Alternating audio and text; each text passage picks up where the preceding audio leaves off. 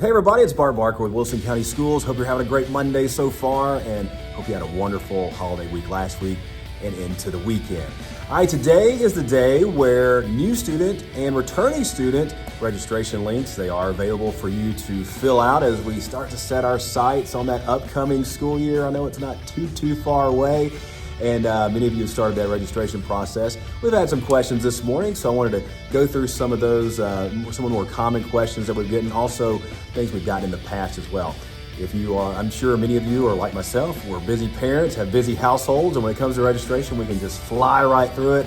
But these are some things you need to read carefully and choose the boxes that is your preference. So let me point those out for you, and we'll take a look together. Come on. So a lot of this is self-explanatory, but I do want to go ahead and just jump to step 2 because we have a lot of questions that have come from that section in the past. So let's talk about it a little bit. Under step 2A, verifying student information. If you go down a little bit further on that section, it has parent guardian permission for.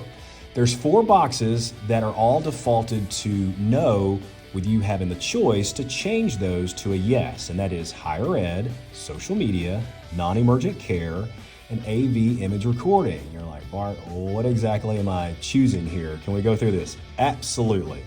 Okay, under the higher ed portion, choosing yes grants permission for schools, generally high schools, to share your students' data with higher education learning, such as colleges and universities, for applications and scholarships. The AV image recording, choosing yes, grants permission for the student's information to be distributed for the purposes of audio, video, image recording usage. And examples of that, but are not limited to, include local media, yearbook, educational purposes, and virtual courses. Key one in that list is yearbook. We ran into some of this last year where families, again, we get busy and we're looking through things fast. I'm guilty, so you're not alone out there. And we didn't change that to a yes, and so therefore a child's photo not appearing in their respective school's yearbook. So hopefully we're helping to spread this word to get on the front end of this, that if you want your child's photo in their yearbook, then just change that AV image recording to a yes.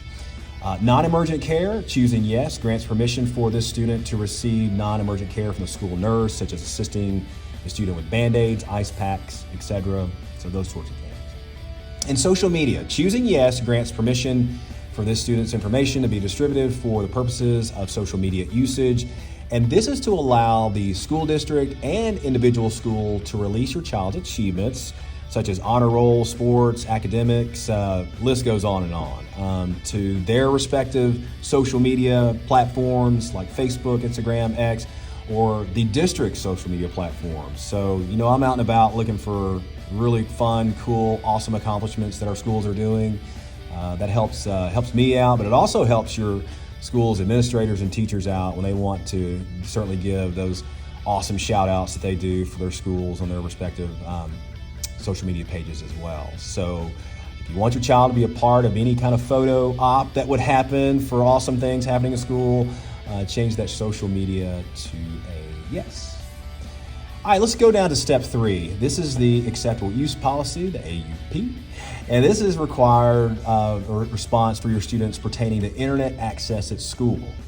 So again, you can read through that, and the default on that is that you revoke, which will keep your child from having internet access at school. So in order for your student to be allowed internet access, you need to change that response to I allow. Again, that's under step 3, the acceptable use policy.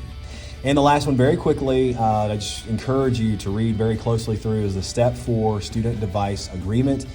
The student device agreement form must be complete for your student to receive a device for the 24-25 school year. So again, that is under step 4.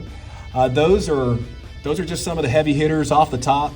Steps 2, 3, and 4 that we get a lot of questions on in the past.